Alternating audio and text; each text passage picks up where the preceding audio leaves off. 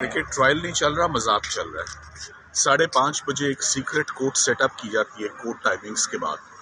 18 गवाह, shockingly 18 witnesses were swiftly, hurriedly cross-examined, but not by Imran Khan's appointed legal team, not by Shah Mahmood Qureshi Saab's appointed legal team, by state-appointed defense lawyers who were immature, inexperienced, very young. So एक ऐसी रिवायत कायम हुई है जिसकी कोई नज़ीर नहीं मिलती। और रात 10-11 बजे तक हमें प्रोसीडिंग्स से तो रात 6:30 बजे ही कल बाहर फेंक दिया गया, जैसा कभी नहीं होता। और हमें बाहर फेंकने के बाद उन वकला ने अपना ट्रायल किया। कैसे किया? स्याह किया, सफ़ेद किया, वी डोंट नो। 2-2 मिनट के सवाल पूछे, फॉर्मेलिटी पूरी की। 18 गवाह रात के अंदर होना, लेट नाइट्स होना, फिर रातों रात शायद 11 बजे 342 की रिकॉर्डिंग का प्रोसेस, बयान का वो हुआ। और हम रात से अब इस कोशिश में कि हमारी यहाँ सुनवाई हो।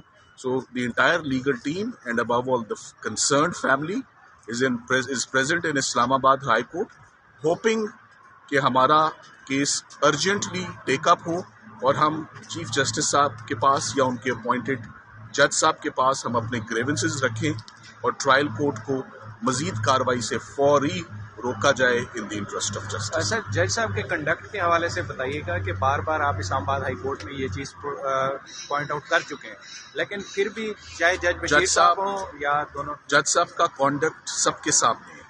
जज साहब को एहतियात बरतनी चाहिए थी जब 2 दफ़ा इस्लामाबाद हाई कोर्ट ने उनका किया हुआ ट्रायल कलअदम करार दिया। 2 दफ़ा तमाम रिकॉर्ड किया हुआ एविडेंस और प्रोसीडिंग्स विशिएट हुई। सुप्रीम कोर्ट ने बड़े वाज़ेह अल्फाज में बता दिया कि ऑफिशियल सीक्रेट्स एक्ट का इतलाक होता है या नहीं होता। ये सजाए मौत और उम्र कैद का केस नहीं है, ये तो शायद छोटे जुर्म का भी केस बनता है या नहीं बनता, ये देखते हैं। मगर मेरा ख्याल है कि जो स्पेशल जज साहब हैं वो ना इस्लामाबाद हाई कोर्ट की बात सुनने में कोई यकीन रखते हैं और ना ही सुप्रीम कोर्ट के किसी ऑर्डर को वो अंडरस्टैंड करेंगे या उसको इम्प्लीमेंट करेंगे।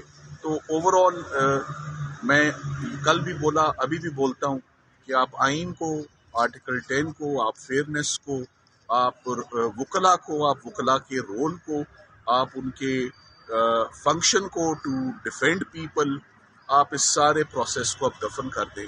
क्योंकि जो हमने कल देख लिया है साइफर केस में, वो इससे पहले और अब हमारी बात में बहुत वजन है। क्योंकि जहां हम खड़े हैं उन्होंने 2 दफ़ा इन्हीं जज साहब को बताया कि आप क्या कर रहे हैं। 2 दफ़ा, ये तीसरी मर्तबा आज हम आए में।